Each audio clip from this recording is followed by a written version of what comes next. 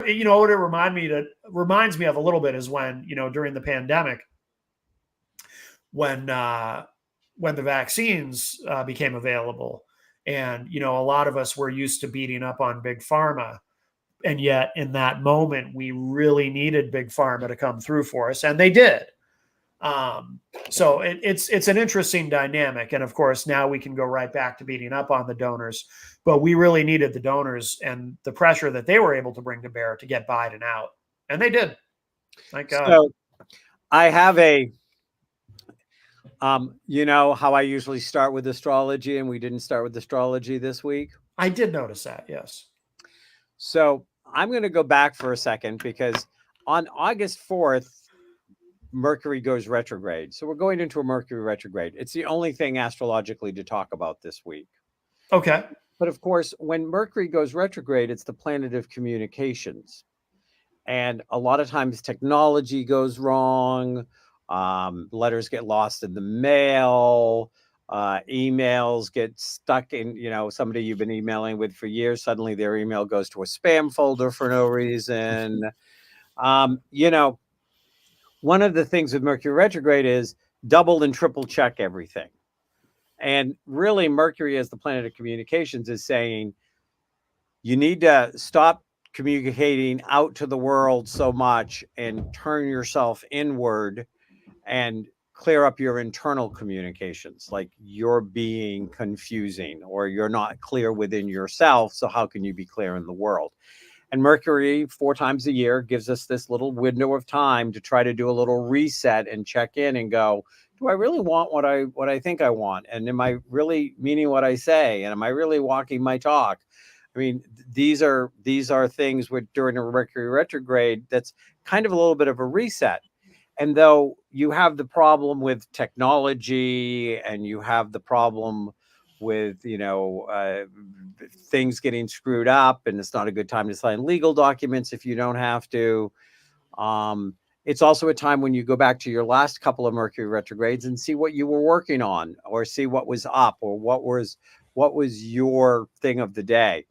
And I'm going to say to the listeners, if you go to the Facebook page, the Dr. Kevin Show, you can watch last week, because I talked about the Mercury retrograde coming in. I gave you the dates of the previous 2 Mercury retrogrades, so you would have them. Said, look it up. Look, here it comes. It's coming next week. Prepare for it. If you can kind of see that there's a thread between retrogrades, you will do much better with it. You'll be much more on top of things. What made me realize that I had not talked about Mercury retrograde, which again is the only astrology thing I'm going to talk about, and then we're going to get back to Biden and Kamala and the orangutan, is that I realized, just as we were talking about what was the strategy, was there a strategy when Biden dropped out, and when you were starting in all of that, I realized I never hit the go live button. So the first 10 minutes we talked, we weren't out into the... Oh. We weren't recording anywhere. No one was hearing us, just you and me hearing each other. Okay. Alrighty. So, I'm not going to have you try to repeat everything you said, just the part about eating crow and you're so happy. And the rest of it we'll pick up as we go along. Okay. Oh my. What are you are you Bidening? Am I Biden? No, I mentioned this. I am having major house construction done right now. And today was the day that they cut into the rubber roof. They tore it off. I could stand in my sink, in my kitchen, and see the bright blue skies. I could stand in my office, see the bright blue skies. Mess everywhere, noise everywhere. They just finished. There was still noise going on when we were getting ready for the radio show. I don't know if you could hear it, but there was... Oh, yes. Yeah. They just left. They've been here since 7 o'clock this morning, banging on something, drilling on something, trashing something. And they'll be back tomorrow morning at 7 o'clock to continue. It sounded like quite the hullabaloo, if I may use that term, which I've never used before and probably never will again. But it's Oh, I fun to like say. that word. Hullabaloo. I just used it Hullabaloo. again. That's a hell of a word. Hullabaloo. Hell of a Hullabaloo. hullabaloo. That's difficult to say. I almost tripped on that. So yeah, let's say I may be a little distracted by this point in the day. I may be a little discombobulated. Uh, um, you know, one of the we'll get back to politics in a second, but one of the things is I love my builder. He's really good. I trust him. He did drop one tiny little ball when he said that I could have, that yesterday was a dark day and that we would start tearing the roof up. He didn't, because we actually have to we had to take a window out on the second floor, 2 windows, and one's going to be replaced by a half window, and the other one is actually going to be a architectural feature that looks down into the kitchen now, because when they removed the flat roof, they're building a hip joint roof, which gives me 18 more inches of ceiling. Yeah. But then actually has a pitch. So instead of in the flat roof where the water and the snow and everything piles up, everything will do what it's supposed to do, which is roll off the roof onto the ground. Yeah. So this morning at 6:50, I said, well, are you guys going to be, you're not doing the upstairs stuff with the windows yet? Oh, no, by noon, we're going to be tearing those windows out. And I'm like, you didn't give me a heads up. So at 7:15 this morning, or whatever, 7:10, Jeff and I, before he has to go to work and I have to have my first meeting at 8:00, are emptying out the bathroom, emptying out the hallway, because we've already emptied out the kitchen in my office. Finding places to stick stuff at this point is a nightmare. Yeah. It's the nightmare version of Tetris. But anyways, so moving back to politics. So you don't think that Joe planned it, that just the withdrawal of the donors was the final straw that broke the camel back? And Nancy, because we were talking about Nancy Pelosi and the power that she held. Yeah, I think it got to a point where, he couldn't hold on any longer. Were you surprised that one of the first things he did once he gave it up coming out the gate was to go after the Supreme Court? That did surprise me. I didn't think that would ever happen. You know what, though? I remember, though, I don't know if you recall, during the 2020 election, during the first, it was during the first debate, the one where Trump just talked over Biden the entire time, and that subject came up, and was reforming the Supreme Court, and Trump really went after him about that and was like, "You gonna pack the court, Joe? You gonna pack?" And Joe Biden wouldn't answer him, but it's that did come as a surprise to me. I wasn't expecting, and I wonder if he would be. By the way, I don't think it's going anywhere, but I wonder if he would be advocating for any kind of reform to the Supreme Court if he were still seeking re-election, because it's kind of a ballsy thing to pursue. Again, I don't think it's going anywhere, but even to put that out there, although the thing now is Kamala is going to have to. I don't know if she's stated her position on that. I assume she'll agree with Biden on it. And I do think the Supreme Court needs to be reformed. I think it's fundamentally corrupt. You have these people who are not elected; they're appointed, and the autonomy that they have. They can accept trips and gifts and all kinds of things, and they're not accountable to anybody. Clarence Thomas, I think, is corrupt, and so is Samuel Alito, and and people will often talk about, the public perception of the Supreme Court and how the court has lost the confidence of the public. But what I don't think people realize is they don't care, because people will talk about it like, well, at some point it's got to really bother them. Like, you would think Chief Justice John Roberts would be really bothered by this, right? I guarantee you, John Roberts doesn't care. These are the elites. You don't get much more elite than a Supreme Court justice. They're not accountable to anyone, really. They don't even have the same accountability that federal judges one step below them have.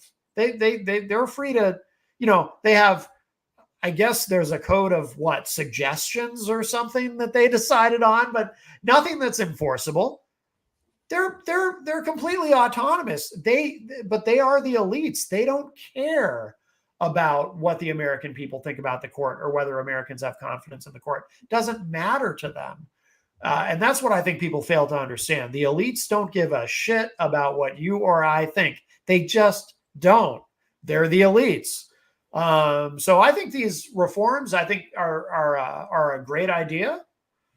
And I hope that he intends to pursue this vigorously to the extent that President Biden is capable of,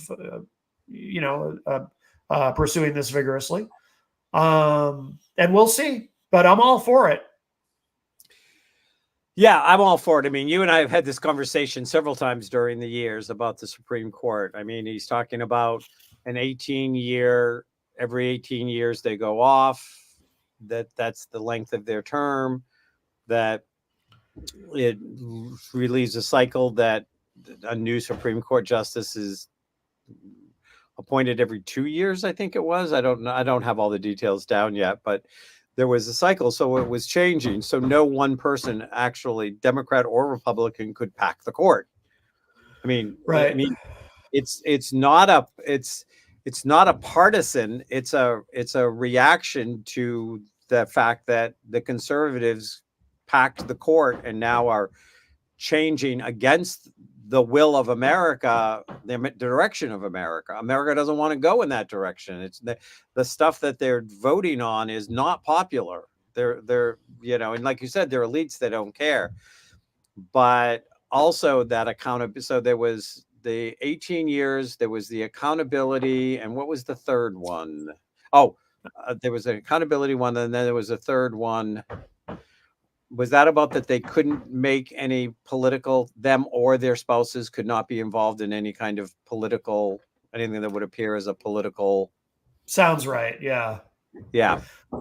And of course, that's Ginny Thomas all over. Oh, I know. What a disgrace. What a disgrace she is. She's a traitor, as far as I'm concerned. Yeah, it's funny, when Roe v. Wade was overturned, there was a lot of talk in the media about how the court is so partisan now, and it's been politicized, and it's like they're not really wearing black. I heard somebody say they're not really wearing black robes anymore; they're wearing red and blue robes. But actually, it's always been that way. In that, like for example, if you remember 2000, Bush v. Gore, we had a pretty politicized Supreme Court then. But I think people have the other thing where I tend to disagree with most people is people have this idea, and it's a nice idea, but this idea that the Supreme Court is somehow above politics. That you've got the executive branch and the legislative branch. That of course these are people who are elected and they're one of two parties, one of the two major parties, mostly, except for a few independents. But then you have the Supreme Court, which is nonpartisan, and it's the judicial branch is a kind of above it all, and is beyond politics. And I've never understood why people think that. It's so naive to me.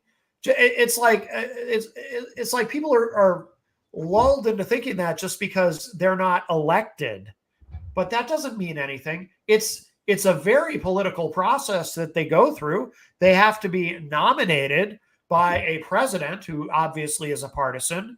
And the actual process of being confirmed is extremely political. And we have liberal justices and we have conservative justices. So they're politicians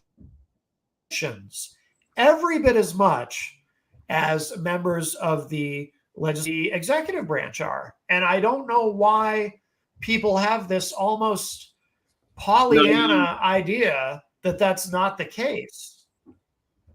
Yeah, naive. They want to think that the courts are above reproach and that justice is blind. And it's not true. I mean, they're people. Right. They're people. They're political. They have politics. They have beliefs. I mean, especially the fact that you got some Christian nationalists on there is really scary, who want to basically shift our constitutional republic to a theocracy, to a authoritarian democracy like they have in Hungary, which I don't get how people can hear Trump over and over and over again praise Hungary. JD Vance, which is another conversation for us to have, praised Hungary, that they are the model that we are trying to achieve. I mean, they've come out and said this, but if you have two brain cells, Hungary is not a democracy at all. Well, they don't. Yeah, they're a puppet. I think a lot of them are. I think a lot of. Well, let me say this, and let me be charitable in that I think a lot of just mainstream Republicans in the country don't realize the fascism that is existing within their own party. I think a lot of them just don't see it and don't hear it. But those of us who are paying attention, we do see it and we do hear it. And it is scary. It's not. I gotta tell you, I never imagined I would pine for the days of the Republican Party of George W. Bush, and not that I'm now embracing neocons or that mode of foreign policy that I think did incredible damage, but at least it wasn't this. I don't. I would have been much more surprised then, 20 years ago, even, or 15 years ago, even 10 years ago, to see a Republican Party that is willing to really embrace someone and admire someone like Viktor Orban, for example. And they, I guess it's because it's really, at the end of the day, it's all about power and control. But I think part of why they've been able to do it is, I think there's probably a lot of mainstream Republican voters who, if they not so oblivious, they might be bothered. I mean, think about how the Republican Party, how there's and again, it's not everybody, thank God, but there's a swath of the Republican Party that has become very pro-Putin and pro-Russia. I don't know can you still hear me, Dr. Kevin? I can hear you, but I can't see you.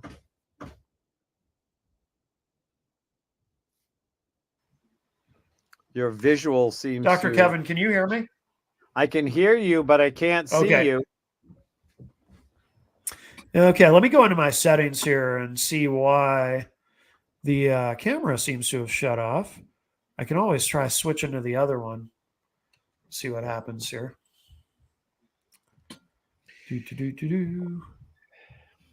Let's see here. That didn't seem to work. Let me go back into my... Oh, wait a minute.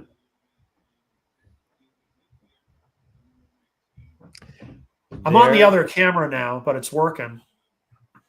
I don't look as good as I don't look as good as I did on my fancy new camera. But anyway, yeah. So you have a Republican Party that a lot of them have become pro-Putin and pro-Russia, and I think that's just a product of Trump being pro-Putin and pro-Russia. So Daddy loves Putin and loves Russia, so we have to as well. But Reagan. Can you imagine the party of Ronald Reagan acting like that? Just no, unreal. It's very high school, middle school. I can't detect, probably middle school.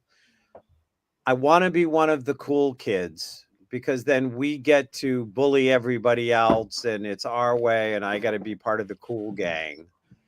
And I really feel like that this is what's happened to that's created Trump's GOP, is that, we're now at a point where neither what was it that I read? 51% of voters now are independents. I think, I hadn't seen that. That's yeah, incredible if it's true. yeah. It was interesting. I mean, I'm going to check it up. I mean, that number's always been higher than people realize. The last time I had looked, which was a while ago, but it was something like 44%, which is a huge chunk of the electorate. But the mainstream media, whether it's on the right with Fox or on the left with MSNBC, they don't talk about that because it conflicts with their business model, which is, everyone has to be partisan. Now, I'm finding that as of January, 43% identified as independents, 27 as Republicans, 27 as Democrats, Oh, which doesn't do it. But I saw something more recent that said that number just called to 51, but I'm not finding I'm not finding it off the top of my head, but I was pretty sure that the number was 51 because whoever was commenting on it was talking about that it was the first time where they were like such a clear majority. But anyways, but even if you want to deal with the 44%, those numbers are getting to the point where the right independent could upset the apple cart. And I think that Kennedy would have had a better chance to upset the apple cart if Joe had stayed in the race, but I don't know. So what do you think of Kamala? She's so far, I mean, she seems to be rising to the occasion. I think this rollout of the campaign has been very strong, and I think she's done very well so far. But it's very early. This is all happening very quickly, and I think, and I had said this, I had posted this on social media too. I think that having such a short runway to the election might actually be an advantage for her. One of the arguments that some people were making that Biden shouldn't have gotten out at the time when they were saying that he shouldn't get out was that, the timing was just going to be so compressed that Kamala or somebody else wouldn't have a chance, even though there really was no risk because Biden didn't have a chance, right? But I think this actually may help her because I think the dynamic right now is now that Biden's out, now Trump is the old man in the race. Trump is the old white guy still hanging around, and Kamala seems new and fresh and exciting. And if because the runway is so short, it's only a few months, there's not a lot of time for any sort of Kamala fatigue to set in. Whereas there's a huge chunk of the electorate, not just Democrats and independents, but some Republicans too. There is a segment of never Trump Republicans who are so tired of Trump and just want this guy to go away already, right? So I think this compressed time period actually helps her, and I think it's an advantage, especially in this scenario. And I think the rollout thus far has been very strong. So far, so good. We'll see who she picks for a VP. All indications are it's going to be Josh Shapiro, governor of Pennsylvania, which smart, you need a swing state governor. That's who I think she should go for. I think she has a real chance to win this. We'll see. So,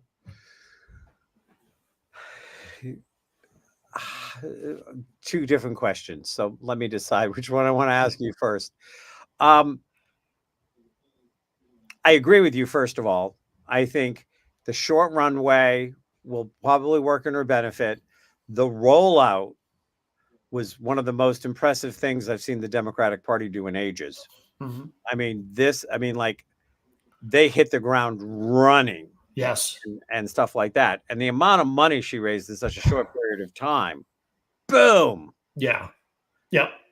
And so I do think that she is a very serious contender. I think she's really thrown Trump off his game. Yeah. And do you think that there was any strategy, or do you think this is the beginning of a Trump meltdown? This him going to talk to the black journalists and completely alienating 99% of all black people with his comments, 98 maybe. I think he just I don't think there was any kind of strategy. I think he can't help himself. I think he's frustrated. I think he's angry. You gotta, I mean, if you think about it from his point of view and from the rest of the campaign and the rest of the Republican Party, if you think of it from their point of view, they were people who were at the convention, at the Republican convention, were reporting this, because Biden was still in it, that that they all seemed very cocky.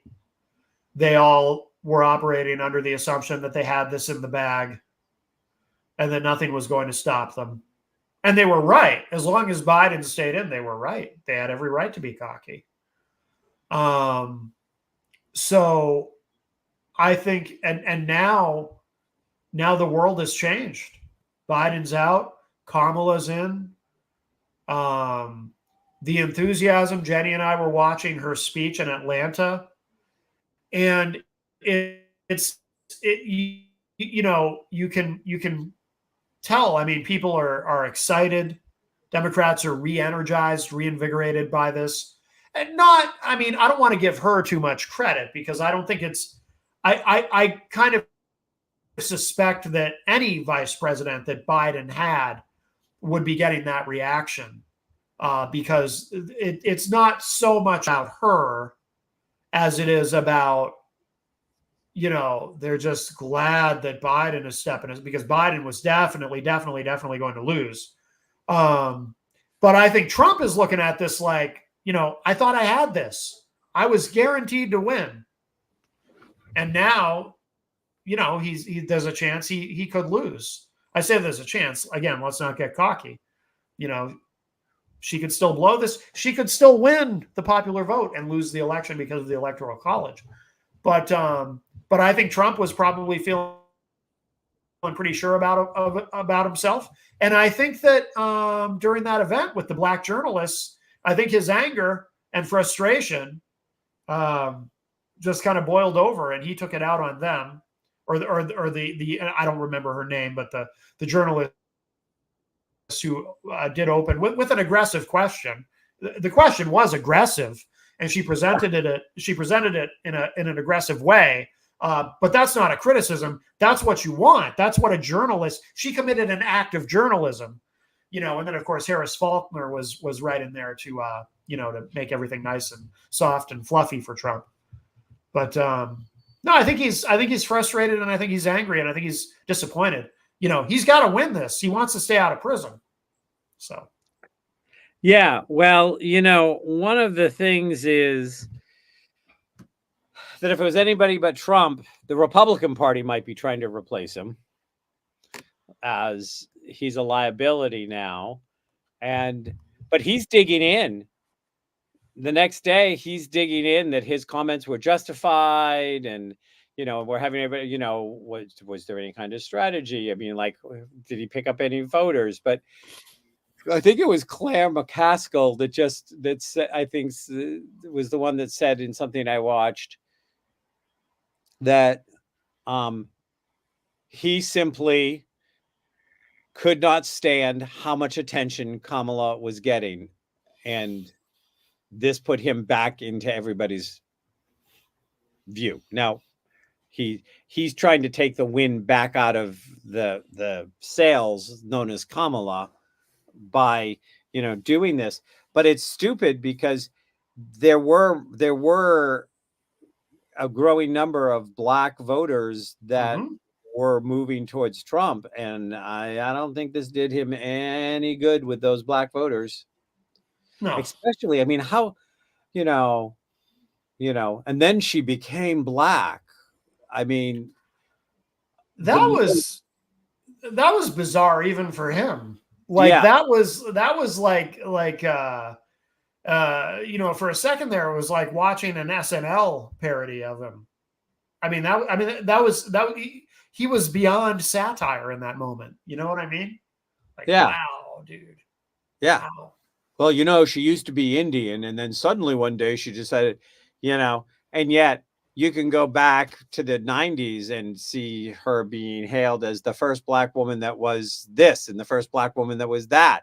And in Yeah. fact, if anything got shorted in her, it was her Indian heritage got much more shorted in most of the like things that I heard were the capturing line, the first black woman attorney general. It was, and I go back and I think of Obama, who, and everybody only referred to his black half when he was half black and half white, and he was black appearing. Mm-hmm. I mean, that's clear. Uh, but it's almost as if people. I mean, Jon Stewart, who I love, Me too. Yeah. did such a great thing about how it blew people's minds, MAGA minds, couldn't conceptualize. And he showed him a picture, he goes, of a Pizza Hut Taco Bell sign together. And he goes, these two things shouldn't, this is woke mentality. I mean, like whole thing. I was like, I gotta watch so it. Jon Yeah. Stewart. Yeah. Yeah. So why do you think Trump picked JD Vance, and how much of a handicap is Vance going to be? Um, from what I understand, Trump was being, for some reason, his sons, Uday and Kusei. I'm sorry, I get that wrong every time. Don Jr. and Eric were really pushing for JD Vance. I don't know why. I don't know if they felt like he was kind of a bro like they are. But they were really pushing for him. And I guess Trump ultimately gave in. I don't know how much of an anchor he is. There's different theories. Trump did say something that may not be accurate, or although it could be, during that exchange with the black journalists at that event where he was talking about how vice presidents don't really matter, vice presidential candidates, because you're voting for the president. And I know that there's poli-sci research and polling data and so forth that shows that there may be something to that. He might be right about that. That vice presidential candidates actually really have very little impact. There are counter theories to that. Some people think that Sarah Palin, I think even John Hopwood, John, I think Yeah. on my show, he even said once that he believed that Sarah Palin actually cost John McCain the election in 2008 against Barack Obama. Personally, I disagree with that. I think Obama would have won even if McCain had chosen someone else. But Palin was a terrible choice. I mean, Sarah Palin, I would say objectively one of the just dumbest people ever to emerge on the national stage on that scale. I mean, there's just nothing going on in her brain. Some people would argue with me about it, and I say to those people, have you ever listened to her speak? Perhaps you haven't actually heard her talk if you don't know this about her. And by the way, even a lot of Republicans, she's like the one person. It's funny, so many of them, they're ride or die for Trump. But if you mention Sarah Palin, even a lot of Republicans I know, they'll kind of roll their eyes. She's the one person where they'll kind of roll their eyes a little bit. But so she may have been a drag on McCain. But I don't know if JD Vance is, I think he was a bad choice. But in the end, I don't know if it matters that much. I mean, it may be a catch-22 because on the one hand, yeah, he seems, well, for one thing, he's not honest because he's changed. He's gone through. There have been many different permutations of and iterations of JD Vance over the years. Some of them with other names. Yeah. He's changed his name. There's nothing illegal about that, certainly, or nothing wrong with that in theory. But you always have to question the motives. And he's shifted wildly ideologically over the years. And but he wrote a book called Hillbilly Elegy, and because elegy sounds like a smart person word, people assume he's intelligent. But I don't think he was a strong choice, but I don't know if he's going to be the doom of the ticket either. Well, you almost have to be somewhat crazy to be Trump's running mate, right? well, or have a death wish. Well, the place that I might challenge that a little, where I think, I mean, if Kamala and the Democrats keep on hammering that Trump is the old man now, and you have independents that are on the fence trying to make a decision, and somebody is going to ask the question, would you want Vance if something happens to Trump, who, no matter how often he says nothing's going to happen to him, he's 78 years old. And, he's not in the best of shape. He's not in the best of health. I mean, he's great at picking doctors that lie for him, or people that are kind of sort of medical personnel, not really doctors, but they Yeah. Oh, yeah. Yeah. Good old Dr. Ronnie Jackson.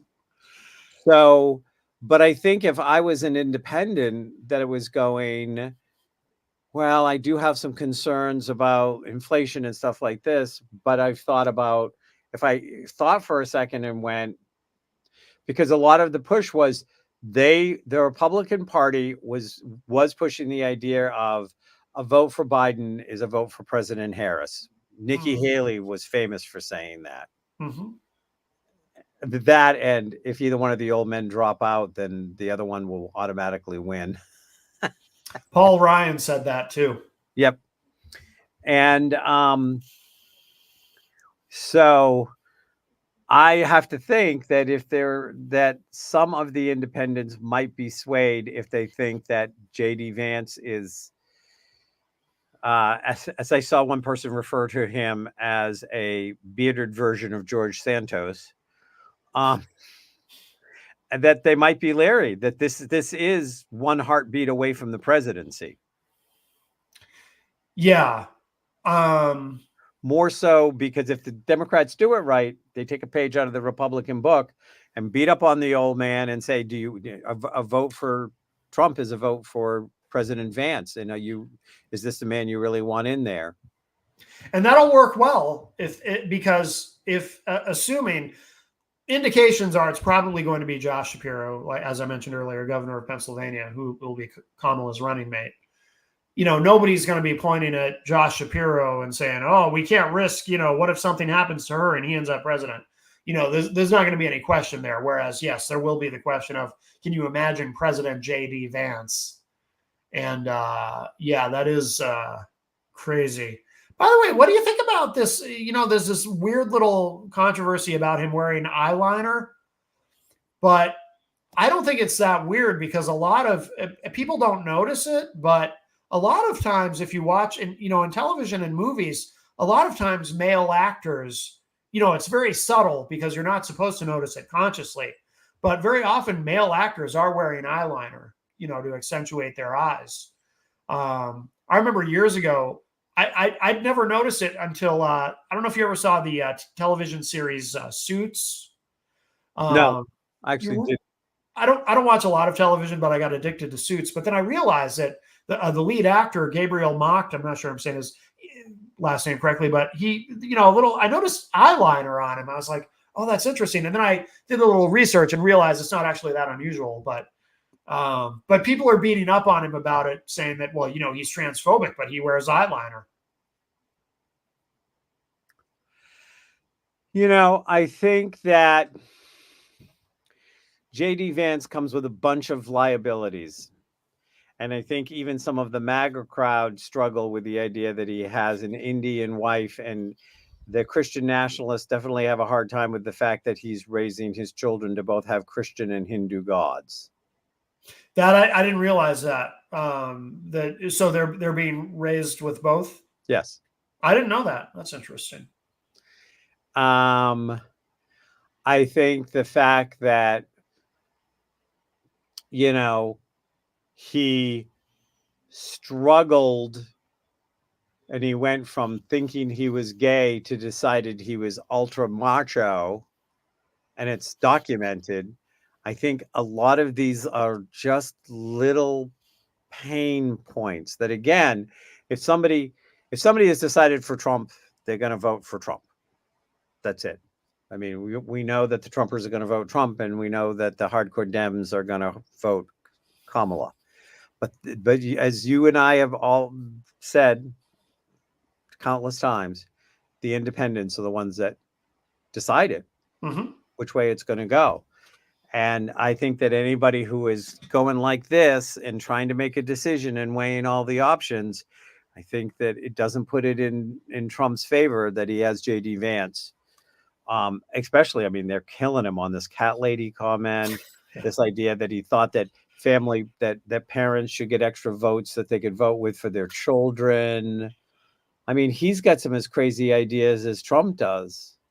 And then, of course, he wrote the foreword for the guy that did the Heritage Project 2025, the book that's coming out, which ties it right to the, president, vice president running for, writing the, running mates, along with, a dozen other things that tie it to Trump, no matter how many times he denies it. But yeah, I don't know. I think it could wade in. We'll see. I mean, the other thing, which just, I like, again, I see the MAGA crowd, the hardcore MAGA crowd, that they're there, and what they hear Trump saying is, wow, wow, wow, wow, wow. And when he shuts up, go Trump, go Trump, go Trump. Wow, wow, wow. I mean, they don't listen. I mean, his speeches are incoherent. His sentences don't make sense.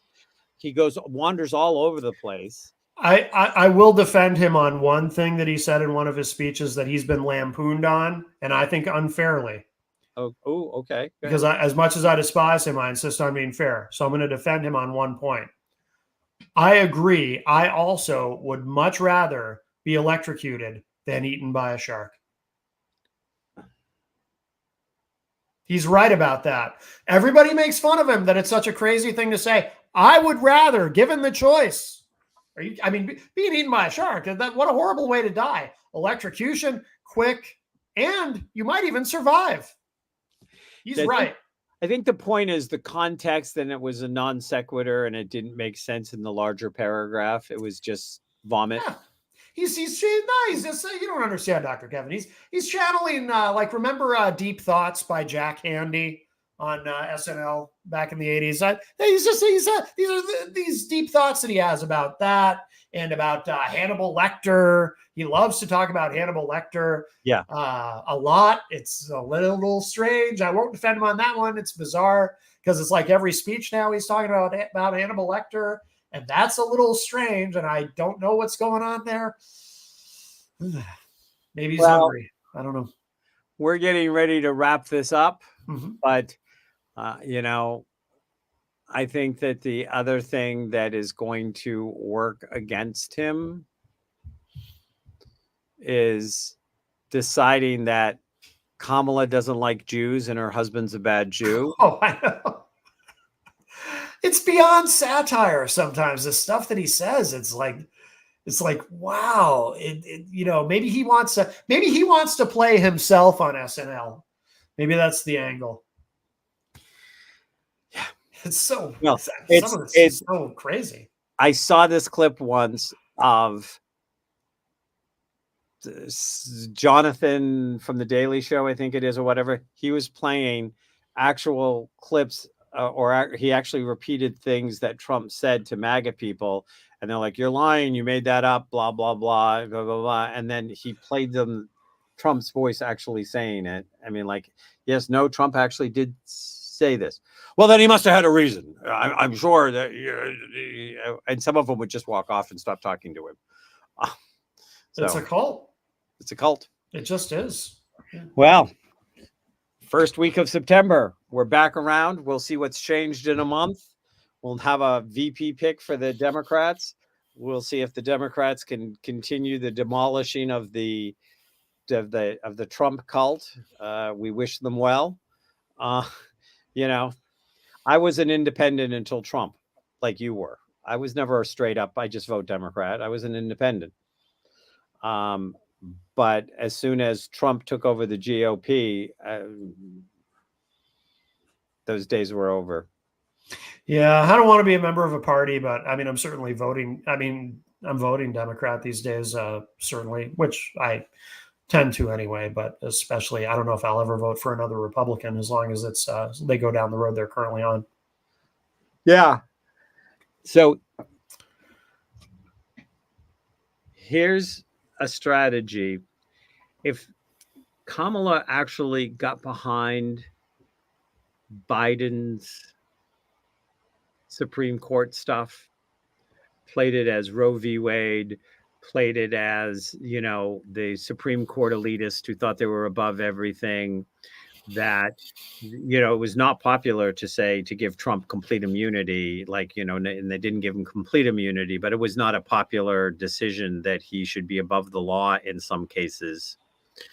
That if they hammered enough downline about a court that is going to not actually govern America, but govern a tiny little piece of America and force everybody else to do it,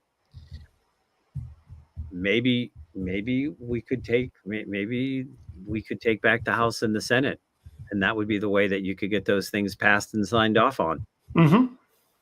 And now that they're in the air and they're floating, though these were all ideas Pete Buttigieg had in 2020. He was all about in his campaign, and he put that right out front that this needed to be done. That the Supreme Court had gone awry as to what its original purpose was. So he's been floated as a potential VP, but it's there's no reason to. They need a swing state governor. Yep. Okay. I'll talk to you later. Have a good month. All right. Thanks, Dr. Kevin. Tell Jenny I said hi. Of course.